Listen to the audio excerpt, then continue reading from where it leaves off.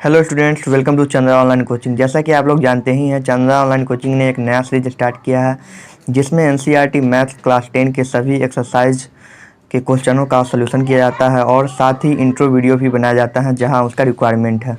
उसी में आज हम लोग समांतर श्रेणी के प्रश्नावली 5.1 का सॉल्यूशन देखेंगे। तो चलिए, इसमें क्वेश्चन नंबर 1 क्या है हमारा देखते हैं। क्वेश्चन नंबर 1 है, निम्नलिखित स्थितियों में से किन स्थितियों में संबद्ध संख्याओं की सूची एपी है और क्यों। इसमें फर्स्ट है, प्रत्येक किलोमीटर के बाद का टैक्सी का किराया, जबकि प्रथम किलोमीटर के लिए किराया 15 रुपया है और प्रत्येक अतिरिक्त किलोमीटर के लिए किराया 8 रुपया है। तो इसमें बताया गया है कि हमको एपी बताना है कि है या नहीं है। तो एपी हमको किससे बताना है, तो उसमें हमको बताना है कि प्रत्येक किलोमीटर के बाद टैक्सी का किराया जो होगा उसी को हमको बताना है कि एपी है कि नहीं। तो उसमें दिया गया है कि प्रथम किलोमीटर के लिए किराया है 15 किलोमीटर और उसके बाद जितना भी किलोमीटर होगा अतिरिक्त किलोमीटर उसके लिए 8 रुपया किराया है। तो चलिए इसको हम देखते हैं, इसका सॉल्यूशन करते हैं। सॉल्यूशन, तो इसमें प्रथम किलोमीटर के लिए किराया है, प्रथम किलोमीटर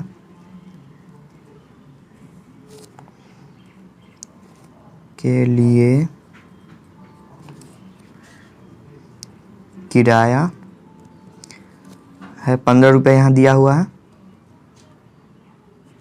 15 रुपये, यहाँ देखिए यहाँ दिया हुआ है। और उसके बाद प्रत्येक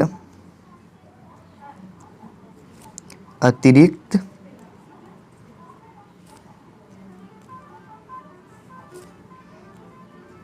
किलोमीटर के लिए किराया ये 8 रुपया दिया हुआ, ठीक है। चलिए, तो प्रथम किलोमीटर के लिए किराया है 15 रुपये और जितना एक्स्ट्रा किलोमीटर होगा उसके लिए 8 रुपया, ठीक है।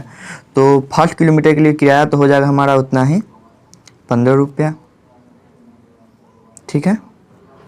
और सेकेंड किलोमीटर के लिए देखिए किराया कितना होगा सेकेंड किलोमीटर के लिए। तो फर्स्ट किलोमीटर के लिए तो 15 रुपया है, उसके बाद जितना एक्स्ट्रा होगा उसके लिए, मतलब कि एक अगर एक्स्ट्रा होगा, एक अतिरिक्त किलोमीटर के लिए होगा तो 1 किलोमीटर हो गया 15 रुपया, एक एक्स्ट्रा है उसके लिए 8 रुपया। तो यह हमारा हो गया 15, 8 हो जाएगा हमारा 23 रुपया।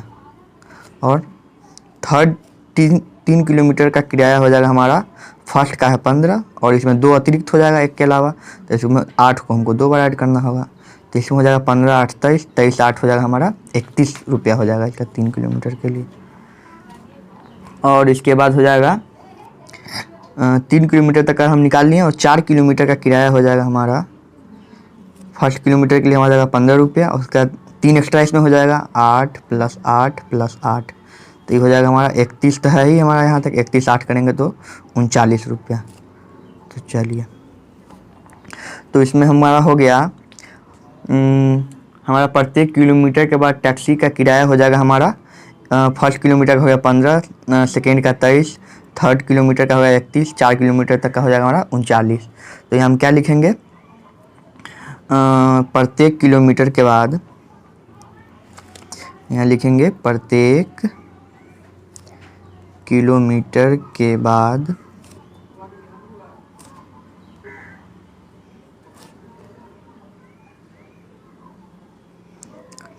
टैक्सी का किराया। तो ये हमारा हो जाएगा कितना, देखिए 15 हो जाएगा, 23, 31, 39, उसका तो डॉट, ठीक है। तो इसमें आप जानते ही होंगे एपी का हमारा इंट्रो वीडियो आ चुका है, तो चैनल के डिस्क्रिप्शन में, इस वीडियो के डिस्क्रिप्शन में आप उसे देख सकते हैं, ठीक है। तो उसके देखने के बाद ही यह एक्सरसाइज आपको अच्छी तरह समझ में आएगी, ज़रूर देख लीजिए अगर आप नहीं देखे हैं तो। इसको हम बोलते हैं A1, ये हो जाती है हमारा A2, इसको बोलते हैं A3, इसको बोलते हैं A4। तो हमारा हो गया first term, second term, third term, fourth term हो गया, ठीक है। तो अब हमको बताना है कि एपी में है या नहीं। तो इसके लिए क्या करेंगे, इसके लिए हमको इसका कॉमन डिफरेंस निकालना होगा, सर्वांतर। तो वही हम कॉमन डिफरेंस निकालते हैं। तो कॉमन डिफरेंस क्या होता है, second term minus first term होता है, A2 - A1, A3 - A2, A4 - A3। तो चलिए हम निकालते हैं, सर्वांतर निकालते हैं कॉमन डिफरेंस। तो डी हमारा हो जाएगा क्या, A2 - A1, तो ये हो जाएगा हमारा 23 माइनस 15, तो ये हो गया 8। चलिए अब अगला डी निकालते हैं, तो ये हो जाएगा A3 माइनस A2। अगला डी हो जाएगा हमारा A3 माइनस A2, तो ये हो जाएगा हमारा 31 माइनस 23, तो ये भी हो जाएगा 8। फिर हम अगला निकालते हैं, A3 माइनस A2 निकाल दिए हैं, तो अगला हो जाएगा हमारा A4 माइनस A3, तो ये हो जाएगा हमारा कितना 39 माइनस 31, ये हो जाएगा 8। देखिए तो सबका कॉमन डिफरेंस हमारा सेम ही आ रहा है। क्या मतलब है कि यह AP में है। यह जो हमारा प्रत्येक किलोमीटर के बाद टैक्सी का किराया है 15, 23, 31, 39 डॉट डॉट, ये हमारा AP में है। ठीक है, तो हम क्या लिखेंगे, इसलिए लिखेंगे चूँकि में लिखेंगे, चूँकि प्रत्येक पद अपने पद में 8 जोड़ने से प्राप्त होता है। देखिए केवल फर्स्ट टर्म तो इसमें इंक्लूड नहीं होता है। देखिए सेकेंड टर्म देखिए इसमें 8 जोड़ेंगे तो 23 आएगा, थर्ड टर्म जो इसमें आएगा, सब में 8 जोड़ेंगे तो अगला टर्म हमको प्राप्त होगा। तो इसलिए लिखेंगे हम प्रत्येक पद अपने में 8 जोड़ने पर प्राप्त होता है। चलिए तो प्रत्येक 8 जोड़ने पर प्राप्त होता है। ठीक है, इसीलिए प्रत्येक किलोमीटर के बाद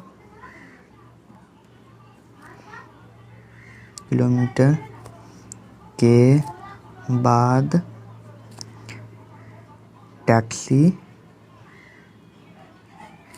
का किराया क्या है, AP में है। तो प्रत्येक किलोमीटर के बाद टैक्सी का किराया AP में है, जो कि क्या है 15, 23, 31, 39 first kilometre, second kilometre, third kilometre, fourth तक हम निकाल रहे हैं। इतना ही जरूरी है, आगे भी आप निकाल सकते हैं, लेकिन इसी में हमारा हो जाएगा। ठीक है, तो यही हमको बताना था कि AP में है कि नहीं, तो यह AP में है। तो चलिए अब अगला क्वेश्चन पे देखते हैं। हाँ तो स्टूडेंट्स हमारी क्वेश्चन नंबर फर्स्ट का फर्स्ट सॉल्व हो चुके हैं और अब हम प्रोसीड करते हैं क्वेश्चन नंबर सेकेंड पे। तो क्वेश्चन नंबर सेकेंड है क्या, वो मैं आपको बता रहा हूँ यहाँ। क्वेश्चन नंबर सेकेंड है किसी बेलन में उपस्थित हवा की मात्रा। इसका मतलब कि जो इसमें हवा की मात्रा जो टर्म बाय टर्म चेंज होगा, उसी को जो इसमें उपस्थित रहेगा उसी को बताना है कि वो सीरीज AP में है या नहीं है। तो उसका क्या कंडीशन है, जबकि वायु निकालने वाला पंप प्रत्येक बार बेलन की शेष हवा का 1/4 भाग बाहर निकाल देता है। तो ठीक है, इस क्वेश्चन को हम आगे सॉल्व करना स्टार्ट करते हैं। तो सबसे पहले तो हमको इसमें पता ही नहीं है कि बेलन में कितनी हवा है, तो इसको हम अपने मन से कुछ सपोज कर लेंगे, मान लेते हैं। तो ठीक है, तो मान लेते हैं, माना कि बेलन में उपस्थित हवा की मात्रा बराबर हो जाएगा हमारा, कुछ मान लेते हैं, मान लीजिए V मान लेते हैं इसका वॉल्यूम। ठीक है, इसका वॉल्यूम V मान लेते हैं, तो V हो गया हमारा क्यूबिक यूनिट। ठीक है, क्योंकि वॉल्यूम जो होता है वो क्यूब में होता है, तो हमको यूनिट नहीं पता है इसलिए हम यूनिट लिख लेंगे। ठीक है, तो इसके आगे देखते हैं, इसका हो गया V। अब क्या कहता है कि इस फर्स्ट में उपस्थित हवा की मात्रा, तो फर्स्ट ऑफ ऑल तो मान लिया कि इसमें V है। ठीक है, तो आगे क्या है कि इसमें जितना बचा हुआ है उसका 1/4 भाग निकाल लेता है उपम। तो देखते हैं केस फर्स्ट, हम यहाँ देख रहे हैं केस फर्स्ट, इसमें क्या होगा, उपस्थित हवा की मात्रा।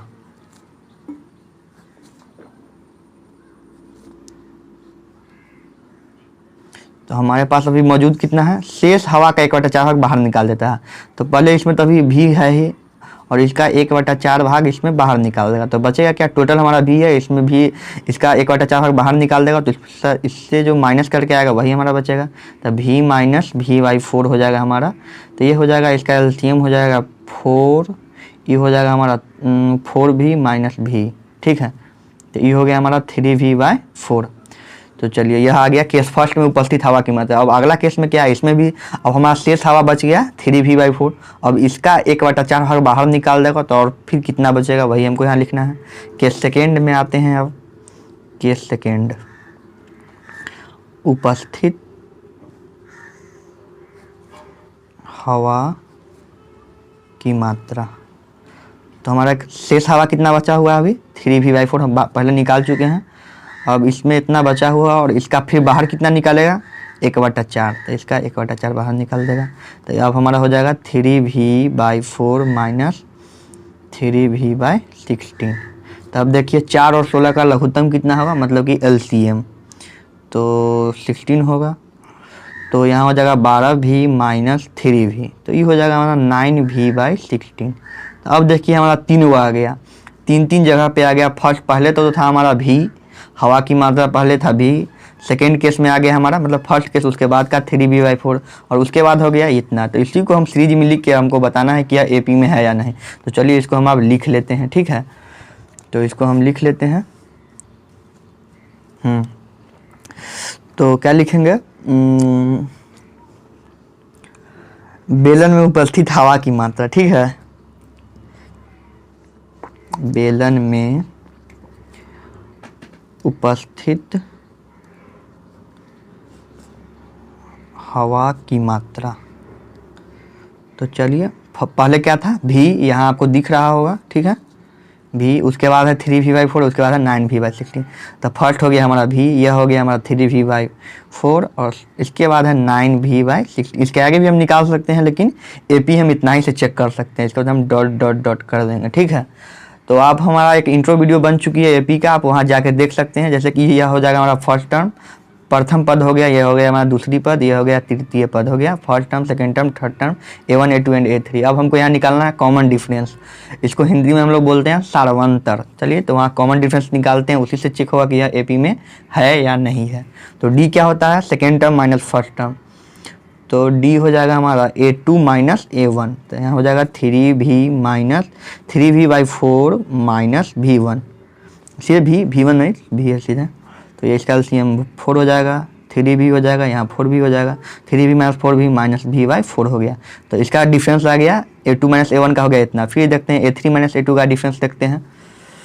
तो A3 माइनस A2 का डिफरेंस हम यहाँ देख रहे हैं, A3 माइनस A2 का डिफरेंस है 9v/16, A3 यही है, 9v/16 माइनस 3v/4।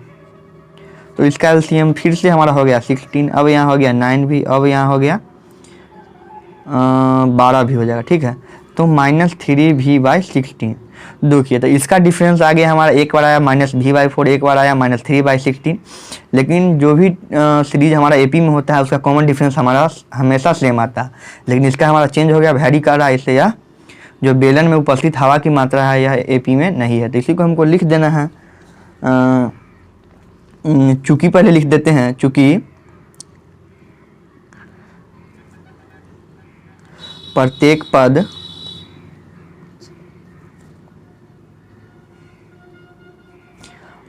अपने में निश्चित संख्या जोड़ने से नहीं प्राप्त होती है, ठीक है।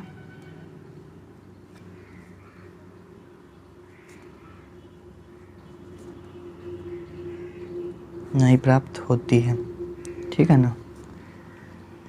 इसीलिए बेलन में उपस्थित हवा की मात्रा AP में नहीं है।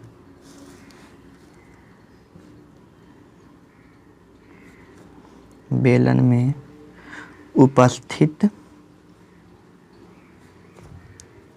हवा की मात्रा AP में नहीं है। तो स्टूडेंट्स हमारा 1 का क्वेश्चन नंबर सेकेंड यहाँ सॉल्व हो चुकी है। और हाँ तो स्टूडेंट्स अब क्वेश्चन नंबर 3 की ओर प्रोसीड करेंगे। इससे पहले हम क्वेश्चन नंबर 1 और 2 सॉल्व कर चुके हैं, अब क्वेश्चन नंबर 3 की बारी है, इसे भी हम सॉल्व करेंगे। तो क्वेश्चन नंबर 3 क्या है, इसे देखिए क्या है। प्रत्येक मीटर की खुदाई के बाद एक कुआं खोदने में आई लागत, जबकि प्रथम मीटर खुदाई की लागत 150 रुपये और बाद में प्रत्येक मीटर खुदाई की लागत 50 रुपया बढ़ जाती है। तो इस क्वेश्चन को हम यहाँ से रिलेट करेंगे नंबर 1 क्वेश्चन से। यहाँ क्या दिया हुआ है, निम्नलिखित स्थितियों में किन स्थितियों में संबंध संख्याओं की सूची AP है और क्यों। तो इस स्थिति में हमको बताना है क्वेश्चन नंबर 3 में कि प्रत्येक मीटर की खुदाई के बाद जो लागत आ रहा है वह AP में है या नहीं है। तो पहले हम निकाल लेंगे कि first metre, second metre, third metre, ऐसे ही करके उसको चेक करेंगे कि AP में है कि नहीं है। तो चलिए इस क्वेश्चन को सॉल्व करते हैं।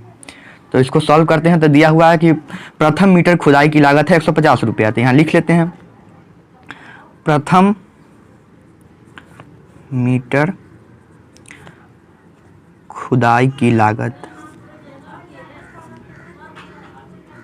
यह है 150 रुपया। ठीक है, अब देखिए प्रति मीटर खुदाई की लागत है 150 रुपया, और आगे देखिए बाद में प्रत्येक मीटर खुदाई की लागत है 150 रुपया। इसका मतलब कि जितना एडिशनल मतलब सेकेंड में अगर एक ज़्यादा होगा तो उसके लिए 50 रुपया, 2 ज़्यादा होगा तो उसके लिए 100 रुपया, 50 जितना एक्स्ट्रा होगा उसके लिए 50 रुपया उतना इंक्लूड होता जाएगा। तो यहाँ इसके लिए क्या लिखेंगे हम, प्रत्येक अतिरिक्त मीटर खुदाई की लागत, ये हो गया हमारा 50 रुपया। ठीक है, अब देखिए अब हमको बताना है कि प्रत्येक मीटर की खुदाई के बाद कितना लागत होगा। तो फर्स्ट मीटर के बाद तो 150 रुपये तो हमको दिया ही हुआ है, तो फर्स्ट मीटर का जो लागत होगा यह यहाँ हम लिख लेते हैं। फर्स्ट मीटर के बाद 100 रुपया होगा, ये तो हमको दिया ही हुआ है। ठीक है, और 2 मीटर के बाद कितना होगा, 2 मीटर के बाद फर्स्ट मीटर के लिए 100 रुपया, और उसके बाद हमको यहाँ दिया हुआ है जितना अतिरिक्त होगा उसके लिए 1 होगा, उसके लिए 50 है। तो यहाँ 1 मीटर के बाद 2 है, मतलब 1 से और ज़्यादा है 1, तो इसके लिए 50 रुपया इसमें इंक्लूड हो जाएगा, तो इसके लिए हो जाएगा 150 रुपया। चलिए ठीक है, तब देखिए 3 मीटर के बाद क्या होगा इसका लागत, तो फर्स्ट के लिए तो यहाँ हो जाएगा थर्ड मीटर के लिए 100 नहीं है, यहाँ 150 है, यहाँ मिस्टेक हुआ था, आप लोग भी ध्यान दीजिए, 150 है यहाँ। तो इसके लिए यहाँ एक्स्ट्रा इसमें 2 है, तो इसमें 2 बार हमको ऐड करना पड़ेगा क्योंकि एक्स्ट्रा के लिए 50 रुपये वहाँ दिया हुआ है। तो ये हो जाएगा 150 प्लस 50, यहाँ 150 ही नहीं रहेगी, अब यहाँ 200 हो जाएगी। तो यहाँ 150 प्लस 50 प्लस 50, तो ये हो जाएगा हमारा कितना, 250। ठीक है, और 4 मीटर के बाद कितना होगा, 3 मीटर तक तो हम निकाल चुके हैं, तो 4 मीटर का यहाँ हो जाएगा, पहले देखिए 1 मीटर का हो जाएगा यहाँ 150, उसके बाद जितना वह कितना बचेगा इसमें, 3 मीटर एक्स्ट्रा के लिए है, तो 3 बार हमको 50 ऐड करना पड़ेगा। तो 1 बार देखिए, 2 बार, ये हो गया हमारा 3 बार, तो ये हमारा कितना हो जाएगा, ये हो गया 150, ये 50 50 50, ये भी 150 150 150 हमारा हो जाएगा 300। ठीक है, ये हुआ 300 रुपया। तो क्या हो गया, मतलब 1 मीटर खुदाई होगा तो 150 रुपया हमको लागत आएगी, 2 मीटर होगी तो 200 रुपया लागत आएगी, 3 मीटर होगी तो 250 आएगी, 4 मीटर होगी तो हमारा आएगी 300 रुपया। तो चलिए इसको हम अब लिखते हैं, प्रत्येक मीटर की खुदाई के बाद जो हमारा लागत आया इसको हम लिखते हैं सीरीज के रूप में। ठीक है, तो यहाँ लिखेंगे प्रत्येक मीटर की खुदाई के बाद लागत, यह हमारा हो जाएगा 150 कॉमा हो जाएगा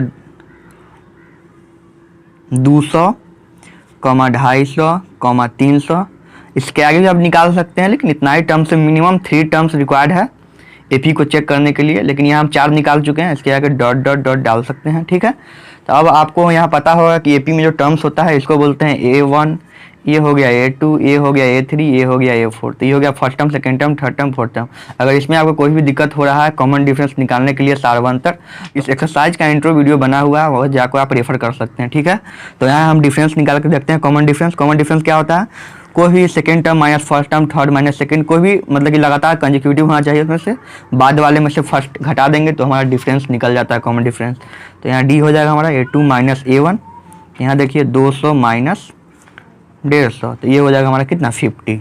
ठीक है, फिर से डी निकालिए, A3 माइनस A2, अगला है हमारा डिफरेंस निकलेगा, तो ये हो जाएगा 250 माइनस 200, तो ये हमारा हो जाएगा कितना 50 सब। तो डिफरेंस हो जाएगा यहाँ A4 माइनस A3, यह अगला है, A4 हमारा 300 माइनस 250, 300 माइनस 250, तो ये हो जाएगा ये भी 250। तो देखिए यहाँ कॉमन डिफरेंस जो है सभी का सेम आ रहा है। इसका क्या मतलब होता है, एपी में रहने का ऐसा ही है कि नंबर का जो सीक्वेंस है उसका कॉमन डिफरेंस हमेशा सेम हो। तो यहाँ सभी का डिफरेंस 50 आ रहा है। इसका क्या मतलब है कि यह जो प्रत्येक मीटर के बाद खुदाई की जो लागत है यह एपी में है, तो यही हमको यहाँ लिख देना है। चूँकि प्रत्येक पद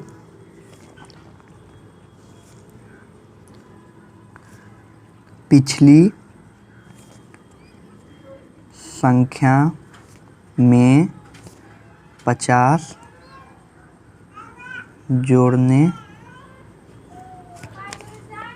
पर प्राप्त होती है, इसीलिए प्रत्येक मीटर की खुदाई की लागत एपी में है। तो स्टूडेंट्स, हमें इस क्वेश्चन में यही बताना था कि प्रत्येक मीटर की खुदाई के बाद जो 1 मीटर, 2 मीटर, 3 मीटर, 4 मीटर जो भी आगे होगा, वह जो संख्या आएगी वह एपी में है कि नहीं। तो वह इसके लिए हम कॉमन डिफरेंस निकाल लिए हैं, तो हमें पता चली गई कि ये क्वेश्चन में एपी में है। चलिए, ये क्वेश्चन हमारा सॉल्व हो चुका है। तो स्टूडेंट्स, अब नेक्स्ट क्वेश्चन पे मूव करते हैं। क्वेश्चन नंबर 4 है। इससे पहले हमारा क्वेश्चन 1 का 1, 2 और 3 बन चुका है।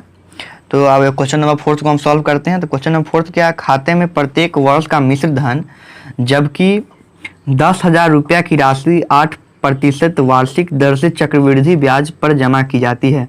तो हमें बताना है इसमें कि खाते में प्रत्येक वर्ष का जो मिश्र धन आएगा, एक वर्ष के बाद, दूसरे वर्ष के बाद, तीसरे वर्ष के बाद, जो लगातार जो आएगा वह एपी में है या नहीं। तो एपी में कैसे चेक करते हैं? तो उसके लिए कॉमन डिफरेंस निकालते हैं, और इसका वीडियो हमारा इंट्रो वीडियो बना हुआ है, वो आप देख सकते हैं। वीडियो के डिस्क्रिप्शन में लिंक दे दिया जाएगा, आप देख सकते हैं वहाँ। तो चलिए, इस क्वेश्चन को हम स्टार्ट करते हैं। तो इसके लिए हमको मिश्रधन निकालना है। तो मिश्रधन का फॉर्मूला होता है, यहाँ लिखते हैं आप, प्रथम वर्ष का मिश्रधन क्या होगा यहाँ। तो चलिए सॉल्यूशन करते हैं इस क्वेश्चन का। प्रथम वर्ष का मिश्रधन, तो इसका फॉर्मूला होता है P × 1 + R/100 पे पावर T, जहाँ हमारा होता है P होता है प्रिंसिपल, R होता है रेट और T होता है टाइम। इसे हम हिंदी में बोल सकते हैं, P से प्रिंसिपल होता है, प्रिंसिपल का हिंदी होता है हमारा मूलधन, रेट का हिंदी होता है दर, और T का होता है समय। तो हमारा मूलधन गुने 1 + दर बटे 100 पे पावर समय। तो चलिए इसको आगे हम सॉल्व करते हैं। तो यहाँ प्रथम वर्ष के लिए प्रिंसिपल तो सभी के लिए सेम ही रहेगा, तो 10,000 × 1 + 8 पे पावर 100। तो टाइम पहले वर्ष के लिए तो 1 हो जाएगा यहाँ। तो चलिए 10,000 गुने 1 + 8/100 हमारा हो जाएगा।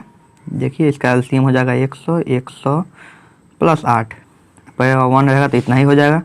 तो 10,000 × 108/100, तो 2 जीरो से 2 जीरो कट गया। तो यह हमारा हो जाएगा 108 पे 2 जीरो आ जाएगा, इंटू होगा तो 108 पे 00, ये हो गया हमारा रुपया। ठीक है, रुपया सभी में लिखाएगा। चलिए, तो 10,800 रुपया हो गया। प्रथम वर्ष का मिश्रधन हमारा हो गया 10,800। ठीक है, तो अब हम अगले वर्ष का निकालते हैं, क्योंकि यही हमको निकाल के बताना है। तो दूसरे वर्ष का मिश्रधन कितना होगा? दूसरे वर्ष का मिश्रधन, तो इसमें भी वही फॉर्मूला लगेगा, P × 1 + R/100 पे पावर T। तो यहाँ P हमारा कितना है? 10,000 × 1 + रेट हमारा उतना ही रह जाएगा 8/100। लेकिन यहाँ दूसरे वर्ष के लिए, तो यहाँ टाइम कितना हो गया हमारा 2, तो यहाँ पावर हो जाएगा हमारा 2। तो चलिए आगे देखिए, 10,000 × 1 + 8/100 हमारा आया था 108/100, इसको पावर 2 है, तो 108/100 को हमको 2 बार लिखना होगा, 108/100। तो चलिए 2 जीरो से 2 जीरो यहाँ कट गया, 2 जीरो से 2 जीरो यहाँ कट गया, बचा 108 × 108। तो इसको इंटू करने पे आएगा हमारा 11,664 रुपया। ठीक है, आप इसे गुना करके देख सकते हैं यहाँ। तो चलिए अब तीसरे वर्ष का निकालते हैं। दूसरे वर्ष का भी निकल गया। तीसरे वर्ष का मिश्रधन, तीसरे वर्ष का मिश्रधन क्या होगा? P वही रह जाएगा 10,000 × 1 + रेट भी वही रहेगा 8/100। केवल टाइम हमारे यहाँ हो जाएगा, पहले वर्ष के लिए 1, दूसरे वर्ष के लिए 2 और तीसरे वर्ष के लिए यहाँ 3 हो जाएगा। ठीक है, तो यहाँ देखिए 10,000 गुने 108 इसको 1 + 8/100 को सॉल्व करने पे 108/100 आता है। ये तो हम देख ही चुके हैं इससे पहले। इसका पावर 3 है, इसको हमको 3 बार गुना करना होगा, 108/100 × 108/100। चलिए 2 जीरो से 2 जीरो ये कटा, 2 जीरो से 2 जीरो ये कटा। अब 108 × 108 × 108, इसको 3 बार हमको गुना करना है। तो इसको गुना करने पे हमारा आएगा 1259712/100। ठीक है, इतना रुपया आएगा। आप गुना कर सकते हैं, अपने से गुना कर लीजिएगा। तो यह हमारा हो जाएगा 12597.12 रुपया। ठीक है, इतना रुपया हमारा हो गया। तो प्रथम वर्ष का भी हम निकाल चुके हैं 10,800, दूसरे वर्ष का भी निकाल चुके हैं 11,000, ₹664। तीसरे वर्ष का भी निकाल चुके हैं 12,597.12 रुपया। ठीक है, तो हम आगे भी निकाल सकते हैं, लेकिन 3 वर्ष का ही सफिशियंट है। ये इससे भी हम बता सकते हैं कि यह एपी में है कि नहीं। चलिए यहाँ लिख लेते हैं, खाते में प्रत्येक वर्ष का मिश्र धन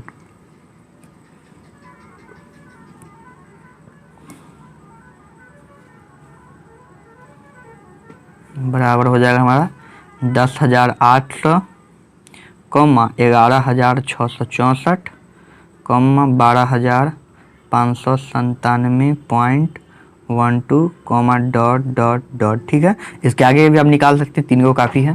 तो चलिए इसको हमको एपी में चेक करना है। एपी में हमको चेक करना है, तो ये हमारा हो जाएगा, तो ये हमारा हो गया A1 फर्स्ट टर्म, ये हो गया A2 सेकेंड टर्म, ये हो गया A3। इसी से हमको एपी चेक करना है। तो इसका हमको निकालना होगा पहले कॉमन डिफरेंस, डी निकालना होगा, डी का वैल्यू।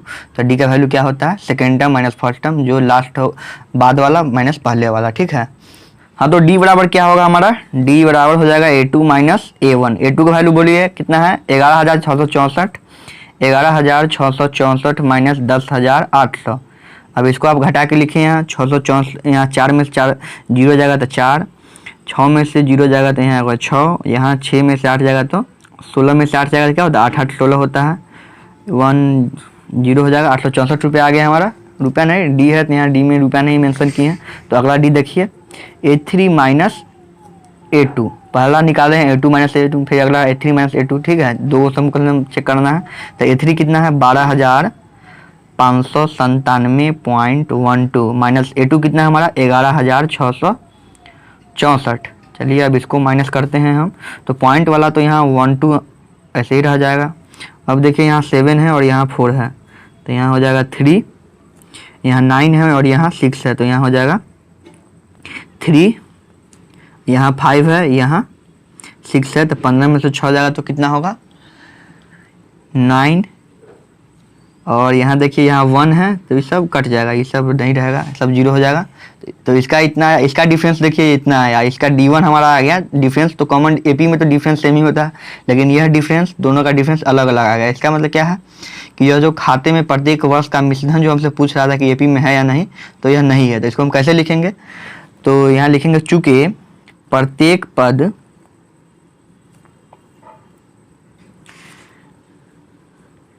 पिछले पद में निश्चित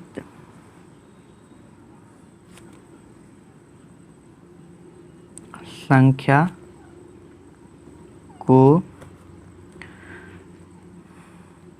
जोड़ने से नहीं प्राप्त होता है।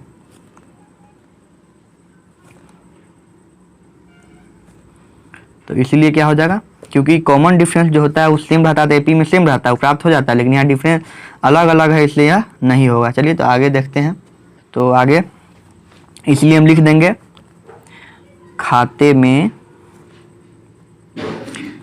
प्रत्येक वर्ष का मिश्रधन हमारा हो जाएगा, प्रत्येक वर्ष का मिश्रधन एपी में नहीं है। एपी में नहीं, इसका क्या मतलब हुआ, कॉमन डिफरेंस उसका सेम नहीं है, डिफरेंस उसका डिफरेंट है, इससे वह एपी में नहीं है। तो चलिए हमारा क्वेश्चन नंबर 1 यहाँ समाप्त हो चुका है। क्वेश्चन नंबर 1 का फर्स्ट सेकेंड थर्ड, यह फोर्थ था, फोर्थ भी यहाँ सॉल्व हो चुका है। तो क्वेश्चन नंबर फर्स्ट हो गया सॉल्व। तो अगर आपको वीडियो अच्छी लगी है, क्वेश्चन अच्छी तरह समझ में आई है, तो वीडियो को लाइक शेयर एंड कमेंट कर दीजिए। साथ ही जो चैनल को सब्सक्राइब कर दीजिए और बेल आइकन भी दबा लीजिए, ताकि जो भी न्यू वीडियो चैनल पे डाला जाए आपको उसका नोटिफिकेशन मिल जाए और आप उस वीडियो का अच्छी तरह से फ़ायदा उठा सकें और अपने पढ़ाई को जारी रख सकें। Thank you.